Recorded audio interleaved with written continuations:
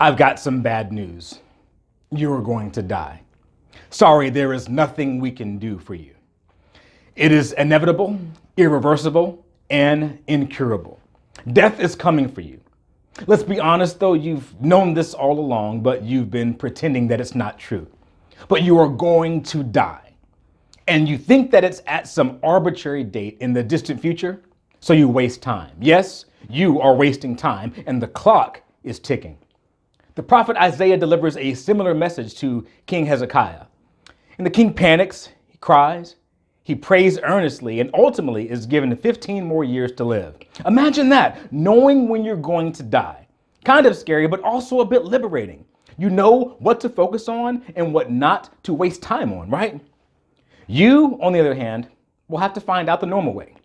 But if you gave even a little thought to your impending death, how would you be spending your life, your time, arguably your most valuable resource? Look, over the last year, ask yourself which of those 365 days were spent investing in, working toward, or discovering your purpose. That thing you didn't start last year, it is still waiting, but you're running out of time.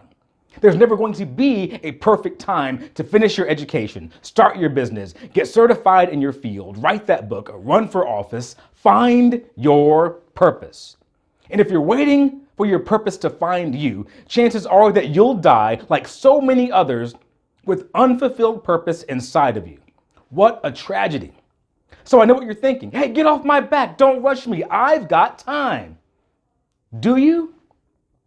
Well, when is this mythical date that you set for yourself to finally settle down and start doing whatever adults do? Is it 25, 30, 35, 40? Really?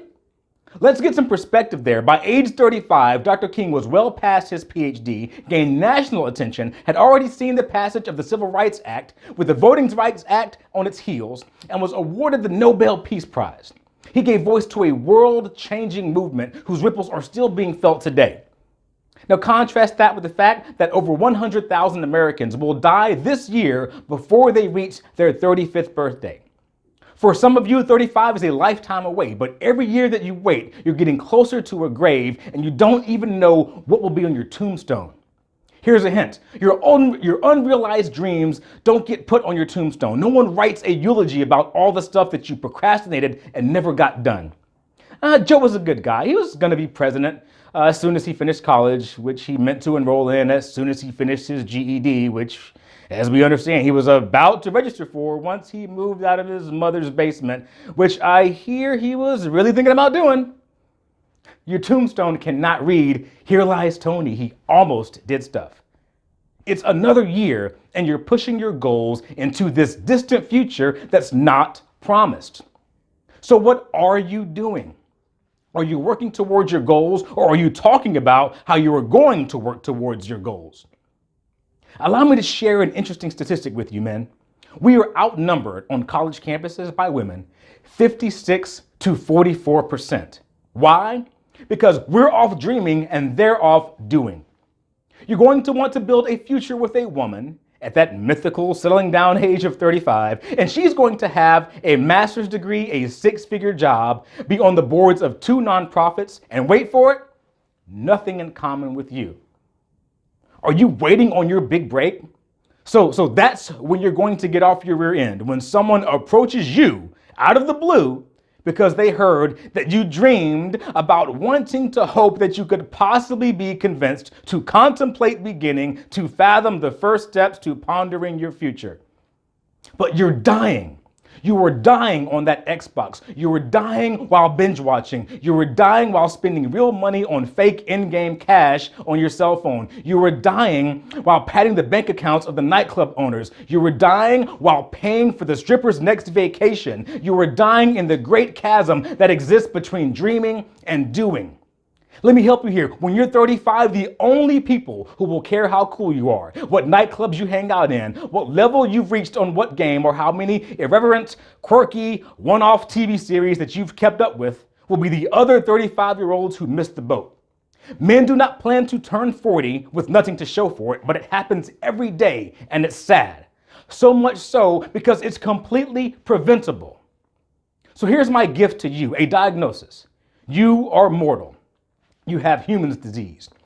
Early detection is the key because undetected, it can prolong the condition of ignorance, which can lead to complacency, which can lead to comfort, and comfort can become a prison. While there is no cure, anecdotal science has developed a way to live a fulfilled life with the disease, and it's to never confuse dreaming with doing. Henry David Thoreau said, "The mass of men lead lives of quiet desperation." Don't be that guy in your 40s upset with the guy in his 30s who did his part. Now you're angry at your spouse, angry at your employer, angry at everyone around you because you finally took the time to figure out what you're supposed to be doing, and now you see that this stuff is hard work. If this scares you, good. Dr. King didn't make it to 40. What if he had a dream and never did anything with it, waiting for the right time, waiting for someone to discover him? What if he'd put off school, his personal and professional development? When it was time for him to live out his purpose, how could he have carried the weight?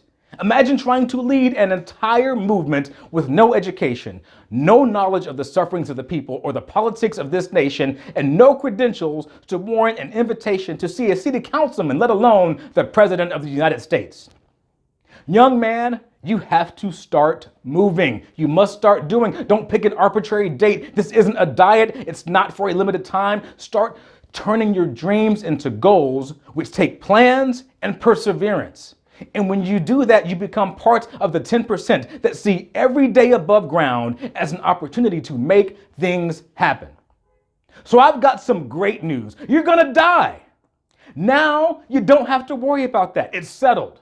You can now live free from the shackles of complacency that hinder other men who haven't come to see their mortality as the greatest deadline for making a difference. Thank you for tuning in, gentlemen. Now go live. God bless you.